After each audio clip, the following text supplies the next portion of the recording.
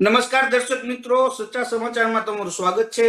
આજે વાત કરવી છે ખાસ પશ્ચિમ બંગાળની ચૂંટણીઓની જે પરિણામો આવી ગયા ત્યારબાદ ખરેખર પશ્ચિમ બંગાળમાં શું કામ સત્તા પરિવર્તન થયું, શું કામ અને શું શું કારણો હોઈ શકે, સમગ્ર વિશે વાત કરવા માટે આપણી સાથે પૂર્વ ત્યાંના એક રહેવાસી છે. તે હાલ તો અત્યારે રાજકોટમાં રહે છે. વર્ષોથી તેમને તે બંગાળ છોડી દીધું છે ને તે અત્યારે રાજકોટ રહે છે. તેવા વ્યક્તિ આપણી સાથે જોડાયા છે અને ખાસ વાત કરવા જઈએ તો મયુરભાઈ શાહ છે, તે આજે આપણી સાથે જોડાયા છે. મયુરભાઈ, તમારું સ્વાગત છે સચ્ચા સમાચાર. નમસ્કાર. નમસ્કાર, થેન્ક યુ, આભાર. બોલો. મયુરભાઈ, મારે વાત કરવી છે પશ્ચિમ બંગાળની, અને પશ્ચિમ બંગાળના જે પરિણામો આવ્યા તેની પહેલા વાત કરવા જશું કે જે રીતે પરિણામો આવ્યા, આ પરિણામોને આપ કઈ રીતે જોવો છો અને કઈ રીતે મૂલવો છો? આ પરિણામ જે તમે કહો છો, જે વિધાનસભાની ચૂંટણીમાં આવ્યા 2026 ચૂંટણીમાં, તે ક્યાંક ને ક્યાંક પશ્ચિમ બંગાળના જે સ્થાનિકો છે, આશરે જે 10 કરોડ જનતા છે, તેઓની પ્રાર્થના બહુ જ મોટા પાયે સફળ થઈ હોય તેવું કહી શકું છું. કારણ કે છેલ્લા ઘણા વર્ષોથી તે લોકો બધા પીડાતા હતા. જે ત્યાંની સત્તાની હાલત હતી, જે પ્રદેશની જે હાલત હતી, તે ખરેખર દયનીય હતી. અને જે કઈ પરિવર્તન આવ્યું છે, તે પરિવર્તન ગમે તે તમે જે કોઈ ભાષામાં કહો, તે ખૂબ જ અનિવાર્ય હતું. અને લોકોની જાણે જેમ કહી શકાય આપણી સાચી ભાષામાં તો માનતા પૂરી થઈ તેવું કહી શકાય છે. ખાસ મારે એ જાણવું છે, તમે જોવો મયુરભાઈ, મારે એ જાણવું છે હાજી કે તમે કીધી કે જેમ લોકોની માનતા જાણે પૂરી થઈ હોય તે પ્રકારે ક્યાંક તેમને માનતા પૂરી થઈ હોય એવું લાગી રહ્યું છે. પરંતુ મારે એ જાણવું છે કે પહેલાનું પશ્ચિમ બંગાળ અને અત્યારનું પશ્ચિમ બંગાળ બંનેમાં ફરક શું હતો? અત્યારે શું કામ લોકો ત્રાહીમામ પોકારી ગયા અને સત્તા પરિવર્તન કરવું પડ્યું? પહેલા જે સિટી છે પશ્ચિમ બંગાળ, તે કહેવાતું હતું સિટી ઓફ જોય, સુખનું શહેર કહેવાતું હતું. પરંતુ છેલ્લા 10 વર્ષથી ખાસ કરીને આ સિટી એક પ્રકારનું નરક બની ગયું હતું. જોવા જઈએ તો ત્યાં કોઈ માણસ સુખી ન હતો. નાનો હોય કે મોટો હોય, હિન્દુનો માણસ હોય કે અન્ય જ્ઞાતિનો માણસ હોય, નાનો લારીવાળો હોય કે મોટો ઉદ્યોગપતિ હોય, દરેકે દરેક વ્યક્તિ પોતપોતાની વ્યથામાં, ચિંતામાં અને ઉપાધિમાં જીવતો હતો. અને કઈ સરકાર આવે કઈ નહીં તે ગૌણ વાત હતી. પરંતુ તે લોકોની ખાલી એક જ મનમાં ધારણા હતી કે પરિવર્તન એટલે કે બદલાવ. આપણી ગુજરાતી ભાષામાં કહીએ તો પરિવર્તન. તો આજે તમે જોવા જાઓ તો પરિવર્તન ખૂબ જ અનિવાર્ય હતું તે લોકો માટે. અને જાણે જેમ કહી શકાય કે એ લોકો એવરી સેકન્ડ, એવરી મિનિટ, ક્ષણે ક્ષણ આ પરિવર્તન બદલાવની રાહ જોઈ રહ્યા હતા. સરકાર કોણ આવે, પક્ષ કયો આવે, તે લોકો માટે ગૌણ વાત હતી. ફરી એકવાર કહું છું, જે સમગ્ર રીતે બેસ્ટ હતું, જે બધી રીતે ચડિયાતું હતું, તે પક્ષ ત્યાં સત્તા લઈ ગઈ. પણ એ લોકો માટે એક જ વસ્તુ પ્રાધાન્યતા હતી, બદલાવ, બદલાવ અને બદલાવ. એ લોકો ત્રાહીમાં પોકારી ગયા હતા. અને ખાસ કરીને તમે જુઓ તો આખો દેશ આગળ વધી રહ્યો હતો, ઉદ્યોગ આગળ વધી રહ્યો હતો સમગ્ર જગ્યાએ.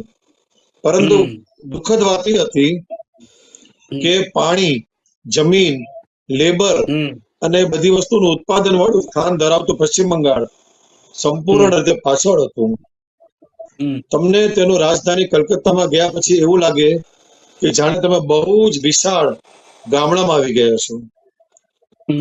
કોઈ જાતનો બદલાવ નહીં, કોઈ પ્રકારની આધુનિકતા નહીં, કોઈ પ્રકારની ત્યાં કોઈ વિકાસ નહીં.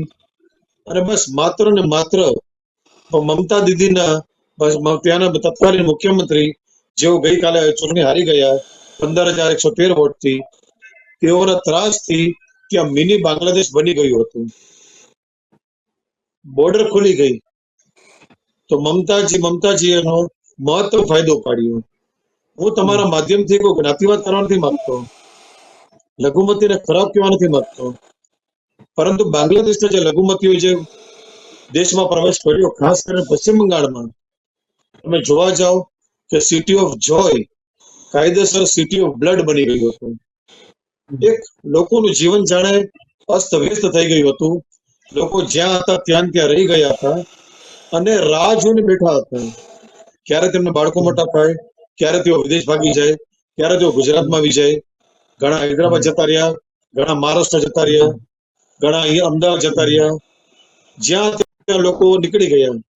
ખાસ કરીને જ્યારે હું 1996 મેં 1996 બંગાળ છોડ્યું અને હું રાજકોટ સ્થાયી થયો, તો 30 વર્ષ પહેલા જે કલકત્તામાં ગુજરાતી સમાજની વસ્તી 3.5 લાખ હતી, આપના માધ્યમથી કહેવા માંગુ છું, ખૂબ જ દુઃખની લાગણી અનુભવું છું કે આજે માત્ર ને માત્ર 50,000 થી પણ નીચે જતી રહી છે. તેમાં પણ લોકો એવું વિચારી રહ્યા છે કે હવે અમે અહીંથી ક્યારે બહાર નીકળી.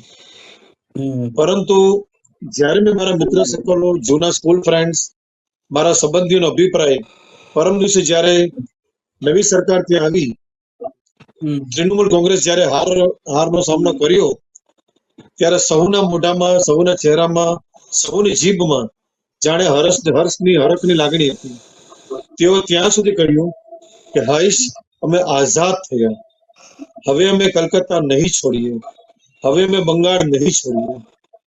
તો તે લોકોને એક જ વિશ્વાસ હતો કે આવનારી સરકાર જે હશે, ફરી એકવાર કહું છું, જે કોઈ પક્ષ, એ આનાથી તૃણમૂલ કોંગ્રેસથી સારી હશે. માટે તમને કહું છું કે તે લોકો જાણે આખું જ પશ્ચિમ બંગાળ એક એમ કહી શકાય કે રાહ જોઈને બેઠું હતું કે ક્યારે મમતા બેનર્જી હારે અને તૃણમૂલના ત્રાસથી બંગાળ મુક્ત થાય. ક્યાંક ને ક્યાંક તે સૌને પ્રાર્થના ફળી છે અને લોકો આજે જે દિવાળી નવેમ્બર મહિનામાં છે, તે દિવાળી પશ્ચિમ બંગાળમાં પરમ દિવસે ઉજવી રાખવામાં આવી. આજે બપોરે પણ મેં મારા મિત્રોને ફોન કર્યા. તેઓએ મને એક જ વાત કહી, હજી પણ અહીં કલર ઉડે છે, ગુલાલથી રમીએ છીએ, ફટાકડા ફોડીએ છીએ, મિષ્ટાનનું વિતરણ ચાલુ છે. તો જેને કહી શકાય કે છેલ્લા 72 કલાકથી પશ્ચિમ બંગાળમાં ડેલી ઘરે ઘરે ઉત્સવ મનાવવામાં આવી રહ્યો છે. અને આ વાતની તમારે ખરાઈ કરવી હોય તો તમે કરી શકો છો. આની અંદર કોઈ ભેદભાવ કે ફેરફાર નથી. મહેશભાઈ, મને અહીં એક પ્રશ્ન ઉપસ્થિત થાય છે. પશ્ચિમ બંગાળમાં મુખ્યત્વે જે બિઝનેસ કહી શકાય તે શું હતો, અને ગુજરાતીઓ જે રીતે એ બિઝનેસની અંદર જોડાયા તે બિઝનેસ કયો હતો? જી, પશ્ચિમ બંગાળમાં જાણે કઈ વસ્તુનું ઉત્પાદન નથી થતું. પ્લાસ્ટિક માટે સારો પ્રદેશ, જૂટ માટે સારો પ્રદેશ. બીજું, તમારે ત્યાં ચાનું ઉત્પાદન છે. આજે ચા જે છે તે બંગાળમાં આજુબાજુના વિસ્તારમાં અસંખ્ય કિલોની ઉત્પાદન થાય છે. અને બીજું કે જમીનની અંદર માત્ર ને માત્ર 10 ફૂટે પાણી છે. અચ્છા. ઉદ્યોગો માટે સુવર્ણ જગ્યા છે. પણ તેમ છતાં ક્યાંક ને ક્યાંક જૂનું ડાબેરી જે કોઈ પણ વસ્તુને આગળ વધવા નહોતા દેતા, પણ ડાબેરીઓ જે હતા, જેઓએ 3.5 દાયકાનું રાજ કર્યું, પેલા જ્યોતિ બસુ આવ્યા અને તેઓ રાખી, કોઈ આગળ વધવાનું દીધા, કોઈ આધુનિકતા ન લાવી. પરંતુ તેમને પ્લસ પોઈન્ટ હતો કે સ્થાનિકોને હેરાનગતિ ન થવા દેતા, બસ શાંતિથી જીવો અને જીવા દો. જ્યારે જ્યોતિ બસુના નિધન પછી બુદ્ધદેવ ભટ્ટાચાર્ય જ્યારે મુખ્યમંત્રી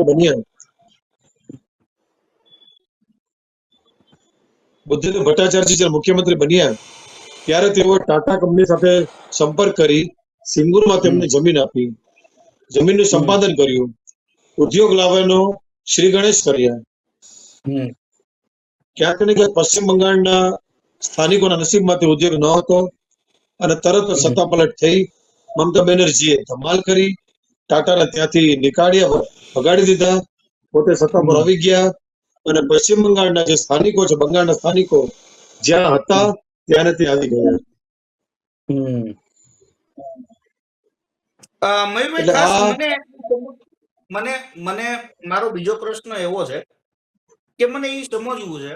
એક તો આપે કીધું એમ કે જે રીતે મમતા દીદીએ રાજ સંભાળ્યું અને તરત ટાટાની ત્યાંથી હકાલપટ્ટી કરી દેવામાં આવી, એટલે ત્યાં જ વિકાસ રૂંધાઈ ગયો અને પોતાના જ હાથમાં સમગ્ર કમાન લીધી. એટલે એવું કહી શકાય કે ઘરની બહાર કોઈ જવું હોય તો મમતા દીદીને પૂછીને જવાનું. એટલે જો હુકમી ટાઈપની આખી આખી સત્તા ત્યાં એસ્ટાબ્લિશ થઈ ગઈ.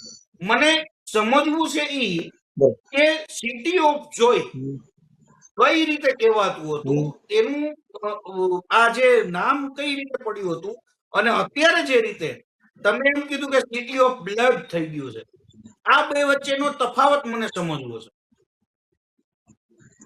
તમે મારા ખર્ચે બંગાળમાં જાઓ, કલકત્તામાં જાઓ, કોઈ પણ ત્યાંનો સ્થાનિક બંગાળી તમે પ્રતિદિન 2 વખત પણ જશો તો પણ તમને ગળ્યું મોઢું કર્યા વગર જવા નહીં દે. મિષ્ટાન માટે વૈશ્વિક લેવલે પશ્ચિમ બંગાળ મારું પ્રખ્યાત છે. એક ગુજરાતી છું, તેમ છતાં આજની તારીખમાં 30 વર્ષે પણ મારી અંદરથી બંગાળ નીકળતું નથી. હું છેલ્લા 30 વર્ષથી રાજકોટમાં રહું છું, તેમ છતાં પ્રતિદિન કલકત્તાનું યાદ કરું છું. એક લાગણી વાળું સિટી છે, લોકોને લોકો પ્રત્યેની એક માનવતા છે, મજા આવે છે રહેવાની. લોકો સરસ મજાના તહેવારો ઉજવે છે, ત્યાં સંસ્કૃતિ છે. સવારના 4:30 વાગે સૂર્યોદય થઈ જાય છે, સરસ મજાનો પક્ષીઓનો ટહુકો વાગે છે, કલબલ થાય છે. સાંજે 5 વાગે સમૂહ અંધારું થઈ જાય છે અને સરસ મજાનું શાંતિવાળું જીવન છે. બ્રિટિશના રાજુનું સ્ટ્રક્ચર ત્યાં હજી પણ મેન્ટેન છે અને જૂના પુરાના બિલ્ડિંગો સારા છે, ઐતિહાસિક બિલ્ડિંગો છે. અને સાંજ પડે આખું કલકત્તા નવું થઈ જાય છે. બધા જ આનંદ કરે છે, સવારથી સાંજ જોબ કરે છે, સાંજ પડે આનંદ કરે છે. શનિ રવિ ત્યાં બ્રિટિશ સિસ્ટમ મુજબ આજે પણ 70% કલકત્તામાં વીકેન્ડ કહેવાય છે. વીકેન્ડ 1.5 દિવસનો વીકેન્ડ હોય છે. લોકો સરસ મજાનો હરે ફરે છે, ખાઈ પી આનંદ કરે છે. પણ જ્યારથી મમતા બેનર્જી ખાસ કરીને તૃણમૂલ કોંગ્રેસ આવ્યું, લોકોનું જીવન જાણે નર્ક બની ગયું હતું. બાંગ્લાદેશના જે ઘુસપેઠિયાઓ આવી ગયા હતા તો આખું જ કલકત્તા જાણે મિની બાંગ્લાદેશ કે મિની પાકિસ્તાન બની ગયું. ત્યાંની જે સ્થાનિક ગવર્મેન્ટ તૃણમૂલ કોંગ્રેસે પોતાના જે કાઉન્સિલર કહેવાય, જેને આપણે અહીંયા રાજકોટમાં કોર્પોરેટર કહીએ, તમને એટલો ત્રાસ આપે કે તમે તમારા ઘરમાં 5 લીટર કલર મરાવવો હોય તો તમારે તૃણમૂલના જે કોર્પોરેટર હોય એને હફતો ચંદો આપણે કહીએ, જેને ગુજરાતીમાં હફતો કહેવાય છે, એને તમારે હફતો દેવો પડે છે. પછી તમારા ઘરમાં જો તમે રિનોવેશન કરાવો, પીઓપી કરાવો, પ્લાસ્ટર કરાવો, એટલે તમારે મસ્ત મોટી રકમ, એ રકમ લાખ રૂપિયાથી નીચે નથી હોતી. એની માંગણી 5-5 લાખથી શરૂ થાય છે.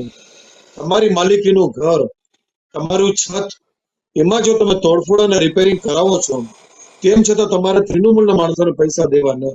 આ ક્યાંનો ન્યાય ભાઈ?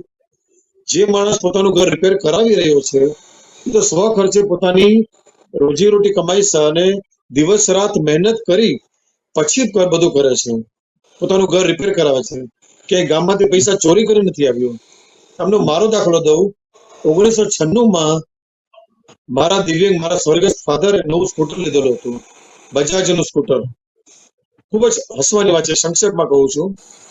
તૃણમૂલના માણસો આવી અને મારા ફાધરને કહ્યું કે લતાના માણસોને કેરમ બોર્ડ નવું લેવું છે, તમે નવું સ્કૂટર લીધું છે તો અમને 5,000 રૂપિયા ચંદો આપો. ચંદો એટલે કે ફાળો. મારા ફાધરે તે સમયે કહ્યું, અમારે તમને શેના પૈસા દેવાના, ખોટી વાત નહીં કરવાની.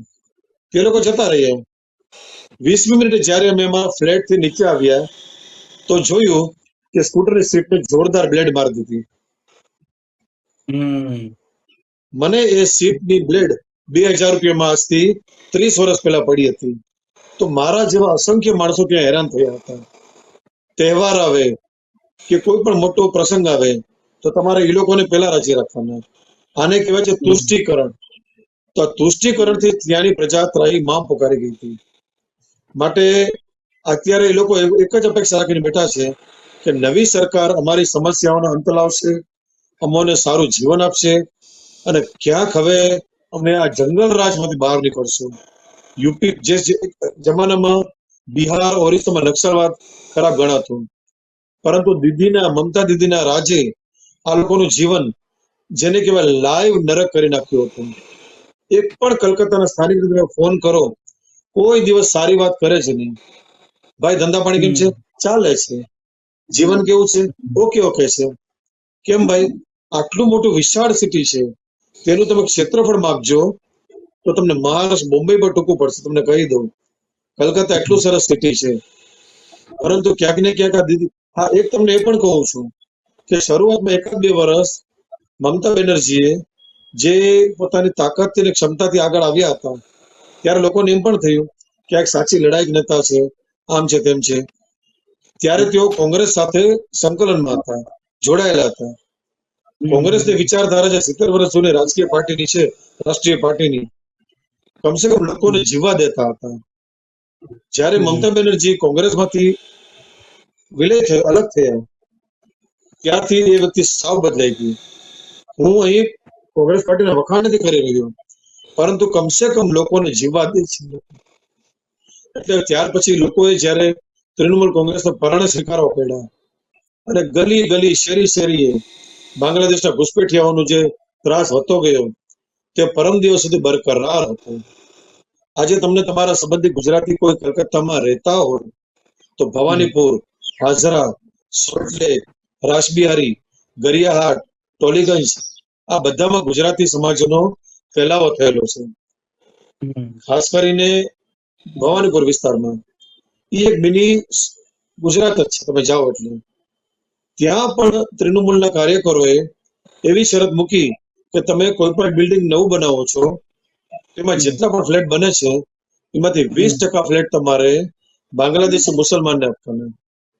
આજે તમે જ વિચારો કે વૈષ્ણવ કે જૈન કે હિન્દુનો દીકરો હોય, કોઈ પણ જ્ઞાતિનો, એનું બિલ્ડિંગ બનાવતો હોય ગુજરાતીઓ માટે, તેમાં બાંગ્લાદેશી મુસલમાન જો આવી જાય તો એની શું દશા થાય? અને એ પણ ફરજિયાત, કોઈ જાતનો ત્યાં કોઈ નિયમ નહીં, રાજકોટની જેમ કોઈ અસાનધારો નહીં, કોઈ સિસ્ટમ નહીં, કઈ નહીં, માત્ર ને માત્ર દાદાગીરી, દાદાગીરી, દાદાગીરી. તો આજે તમે વિચાર કરો, લોકોએ છેલ્લા 12 વર્ષ જે દિવસો કાઢ્યા છે, હું છેલ્લા 12 વર્ષમાં પોતે પણ હું 4 વાર કલકત્તા ગયો છું. લોકોના ચહેરા, એક પણ વ્યક્તિના ચહેરા પર કોઈ નૂર કે આનંદ ન હતો. પરંતુ પરમ દિવસે મેં સોશિયલ મીડિયામાં ઇતિહાસમાં પહેલી વાર અને મારી 50 વર્ષની ઉંમરમાં પહેલી વાર ગુજરાતના ભાઈ બહેનોને, ગુજરાતીઓને રોડ ઉપર ઉજવણી કરતા જોયા. ખરેખર હું ઇમોશનલ થઈ ગયો, લાગણીથી મારી આંખો છલકાઈ ગઈ. મેં જોયું કે મારો ગુજરાતી સમાજ, આપણા હિન્દુ અને આપણા કલકત્તા વાસીઓ, કમસે કમ એમાં મારવાડી હોય, બિહારી હોય કે શીખ હોય, છે તો આપણા ભારતીય, તેઓ બધા જ ખુશ હતા. અને જે રીતે તે લોકો રોડ ઉપર ઉત્સવ મનાવી રહ્યા હતા, કલ્પેશભાઈ, દિવાળી પણ એક બાજુ રહી જાય. એટલે સત્તાનું પરિવર્તન ત્યાં ખૂબ જ જરૂરી હતું. કયો પક્ષ આવ્યો, કયો નહીં, તે ખરેખર કહું છું ગૌણ વાત હતી. એ લોકો એક જ વસ્તુ વિચારી હતી, જે નવો પક્ષ આવશે એ આના કરતા તો સારો હશે. તો એ તમે જોઈ લ્યો, આ લોકો ન કોઈ ઉદ્યોગ વાળાને સપોર્ટ કરે, ખાલી ત્યાં બંગાળનું વાઇબ્રન્ટ બંગાળ એક્ઝિબિશન કરે, એમાં અદાણી આવે, અંબાણી આવે, બજાજ આવે, ગોયંકા આવે, બધાને ખાલી એમઓયુ સાઇન કરે, પણ સરકાર તરફથી કોઈ બીજી ફેસિલિટી નહીં કે ચાલો ભાઈ જમીનમાં સબસિડી કે બાંધકામમાં કોઈ ઓલું આપે, કાંઈ નહીં.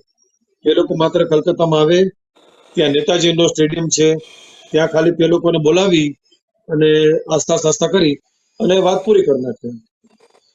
આજે તમને ત્યાં કહું કે ત્યાં પાર્ક સર્કસ કરીને એરિયા છે, પાર્ક સર્કસ, જે સંપૂર્ણ રીતે મમીડિયન એરિયા છે. પણ 95% બાંગ્લાદેશી મુસલમાનની વસ્તી છે. ત્યાં ગોયંકા ફેમિલી, તમે નામ સાંભળ્યું હશે, બહુ જ મોટા ઉદ્યોગપતિ છે ઇન્ડિયાના. તેઓએ ત્યાં ક્વેસ્ટ મોલ બનાવ્યો, ક્વેસ્ટ મોલ. સરજી એશિયાનો સૌથી મોટો મોલ હતો એક જમાનામાં. પણ ત્યાંના જે સ્થાનિક રહેવાસીઓ હતા, જે બાંગ્લાદેશી મુસલમાનો, બપોરે આવી તડકામાં એ મોલમાં એર કન્ડિશનની હવા ખાવા મોલમાં પગ લાંબા કરીને બેસી જાય. તો તમે જ કહો, સારા માણસો મોલમાં કઈ રીતે ખરીદી કરવા જાય? રાત્રે 3 વાગે તમારી કોઈ ફ્લાઇટ છે કે 1:30 વાગે તમારી કોઈ ફ્લાઇટ છે, તમે એરપોર્ટ થી ઉતરી, ડમડમ એરપોર્ટ કહેવાય ત્યાં, ડમડમ એરપોર્ટ થી ઉતરી તમે સિટીમાં જાઓ છો, ટેક્સીમાં કે ગાડીમાં કે તમારા વાહનમાં, તો અડધે રસ્તે ત્યાંના સ્થાનિક મુસલમાનો સ્કૂટર તમારું કે વાહન તમારું કે ગાડી તમારી રોકી આડા ઉભા રહી જાય છે. તમે તમારા ઘરેનું માંડ પહોંચી શકો છો. તો આ રીતના ભયજનક વાતાવરણમાં ત્યાંના સ્થાનિકોએ જે જીવ્યા છે, હું તો કહું છેલ્લા 12-13 વર્ષમાં જે એ લોકોએ જે જીવન જીવ્યું છે, તમારે એની ખરાઈ કરવાની છૂટ છે. મેં તો કરી લીધી છે. હું એ 10 કરોડનો ધન્યવાદ દેવા માંગુ છું કે તમે કઈ રીતે જીવ્યા. મયુરભાઈ, મારો એક પ્રશ્ન હતો ખાસ કે હવે જે કલકત્તા વાસીઓ છે, પશ્ચિમ બંગાળના લોકો છે અને આસપાસના તમામ જે લોકો ત્યાંના સ્થાનિક છે, તે હવે એવું કહી શકાય કે છૂટથી દુર્ગા પૂજા કરી શકશે, મંદિરો ની આરતી કરી શકશે, હિન્દુ તહેવારો છે તે પણ ક્યાંક જાહેર રોડ ઉપર મનાવી શકશે. એટલે એવું કહી શકાય કે 12 વર્ષના વનવાસ પછી લોકોને ખરેખર રામ રાજ્ય મળ્યું છે, એવું કહી શકાય. દુર્ગા પૂજા એ કલકત્તાની આન બાન ને શાન છે. તમને કહું કે વિશ્વથી, ખાલી માત્ર આખા દેશમાંથી નહીં, વિશ્વથી લોકો જોવા આવતા હતા. દુર્ગા પૂજા ત્યાં થતી હતી, એવું નહોતું કે તૃણમૂલના રાજમાં નહોતી થતી, પરંતુ અત્યંત દબાણ હેઠળ અને મમતાના માણસો જેમ કહે એ રીતે થતી હતી, એમની દાદાગીરીથી થતી હતી.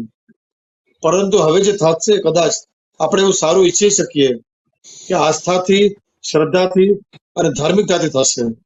અને જે મંદિરનો તમે પ્રશ્ન કરી રહ્યા છો કલ્પેશભાઈ, મંદિરો ખુલવાનો પ્રારંભ થઈ ચૂક્યો છે. અને કદાચ હું વિશ્વાસ નહીં, પરંતુ એક સારા આત્મવિશ્વાસથી કહી શકું અને સારી લાગણીથી કહી શકું કે નવનિયુક્ત સરકાર ત્યાં હિન્દુત્વનો પ્રભાવ વધારશે અને લોકોની અંદરથી જે ભય છે, ભય, તે ભયની લાગણી ઘટાડશે. તેમજ લઘુમતીઓને, એટલે કે માઇનોરિટી સમાજને, મુસલમાનને પણ એના પ્રમાણમાં ન્યાય આપશે. એવું નથી કે તે લોકોનો તિરસ્કાર કરશે, સાથે લઈને ચાલશે અને સર્વધર્મી ત્યાં એક આનંદનું વાતાવરણ સર્જાશે તેવું વિચારી શકાય છે. બિલકુલ. ખાસ મારો હજી એક પ્રશ્ન એ ઉપસ્થિત થાય છે કે જે રીતે ત્યાં જે અમુક જે માથાભારે વ્યક્તિઓ કહી શકાય કે જેની ઉપર અનેક ગુનાઓ છે, ભલે પોલિટિકલી પાર્ટી સાથે જોડાયેલા હોય, પરંતુ તેના ઘર પર પણ બુલડોઝર ચાલશે ખરા.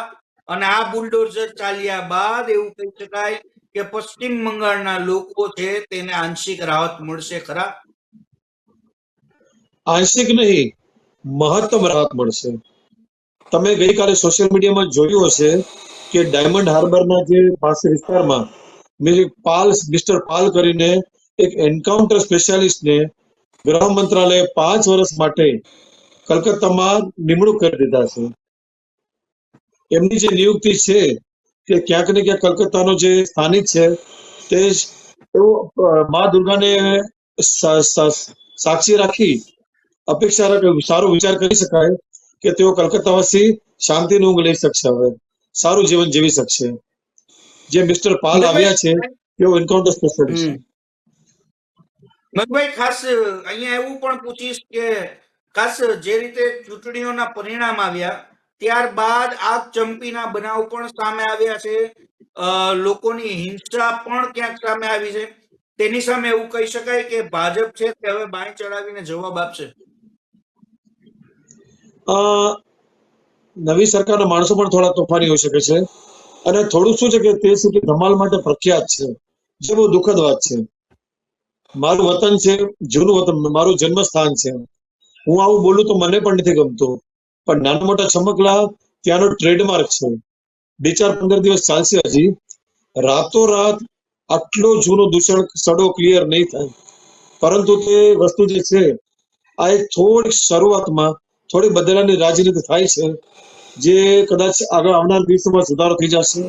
હવે લગભગ 2 કે 3 દિવસ બાકી છે. નવી સરકારની રચના ત્યાં થવા જઈ રહી છે અને મા દુર્ગા બધું સારું કરી દેશે તેવી મારી આંતરિક શ્રદ્ધા અને પ્રાર્થના છે. અને જે છમકલા થયા છે, જે કઈ બધું નકારાત્મક વલણ થયું છે તે બંધ થઈ જશે અને લગભગ 1-2 વર્ષમાં ત્યાંની સ્થાનિક નગરપાલિકાની ચૂંટણી પડશે, જેને કહેવાય KMC, કોલકાતા મ્યુનિસિપલ કોર્પોરેશનની ચૂંટણી છે. તો હવે જ્યારે આ લોકોએ રાજ્યના પ્રતિનિધિ બદલી નાખ્યા છે, નવા ધારાસભ્યો આવી ગયા, નવા મુખ્યમંત્રી આવી ગયા છે, તો પછી કદાચ જો નગરપાલિકામાં પણ નવી સરકાર આવી જાય તો કલકત્તા માટે સોને પે સુહાગા થવાની શક્યતા ખરી. આ બધા જ સારા વિચારો આપણે કરી શકીએ છીએ. બાકી બધું મા દુર્ગાના હાથમાં છે. મા દુર્ગા દેર આવ્યા છે પણ દુરસ્ત આવ્યા છે. મયુરભાઈ, ખાસ જાલમુડી ખૂબ પ્રખ્યાત થઈ ગઈ છે. જાલમુડી એટલે આપણે ગુજરાતમાં જે ભીની ભેળ ખાઈએ છીએ, તો કલકત્તામાં એને સૂકી ભેળ હોય, જેને જાલમુડી કહેવામાં આવે છે. ત્યાંના મમરા અલગ હોય. એ મમરા તમે કોરા પણ ખાઈ શકો છો.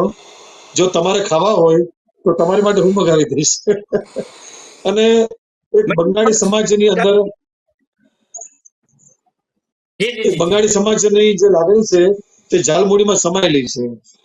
એક ચટપટો અચ્છા. ખોરાક છે ત્યાંનો, ભેળ છે ભેળ.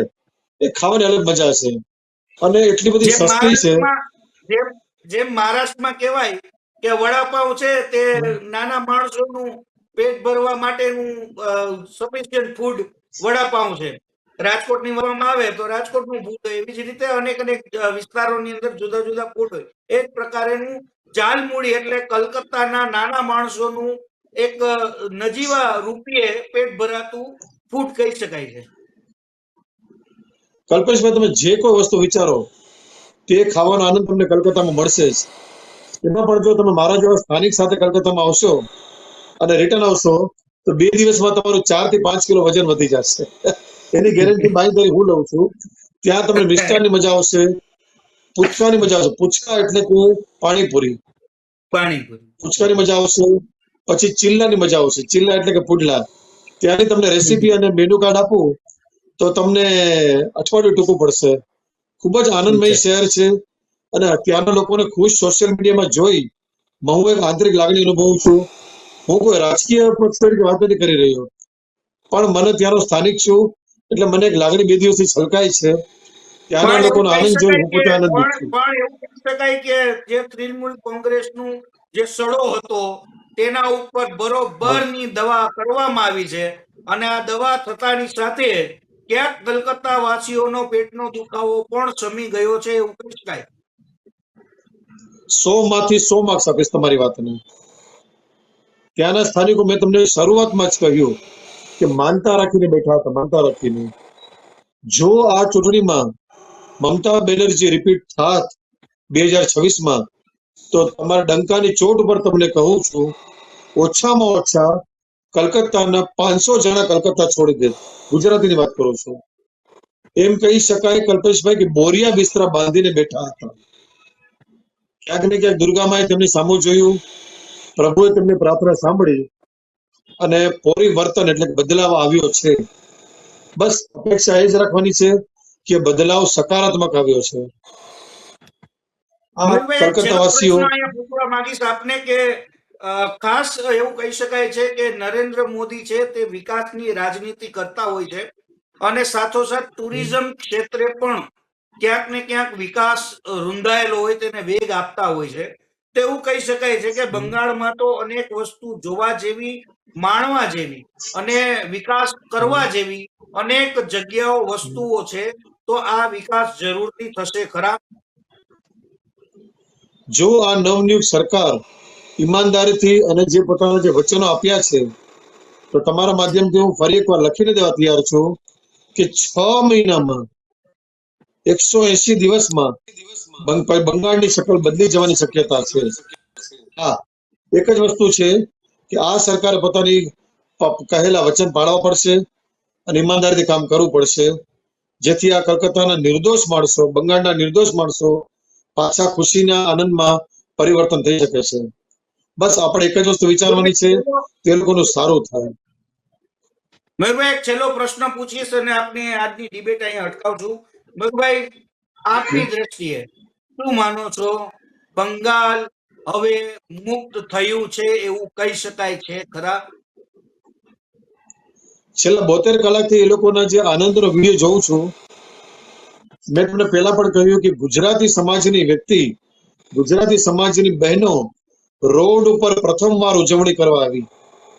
આ વસ્તુ તમે વિચારી પણ ન શકો પશ્ચિમ બંગાળમાં, પરંતુ તે સાર્થક થયું. એટલે આવનારા દિવસોમાં બંગાળ કોઈ નવો સ્વરૂપ લેશે અને કદાચ એક સુવર્ણ અક્ષરમાં બંગાળનું નામ લખાશે તેવી અપેક્ષા રાખી શકું છું. સારા વિચારો કરી શકાય છે અને ત્યાંના જે લોકો ત્યાંથી પલાયન થાય છે, હિજરત કરી રહ્યા છે, તેમાં એક હવે જેને કહેવાય કે સ્ટોપ આવશે. લોકો ત્યાંથી નીકળતા બંધ થઈ જશે અને લોકોનું સારું થશે.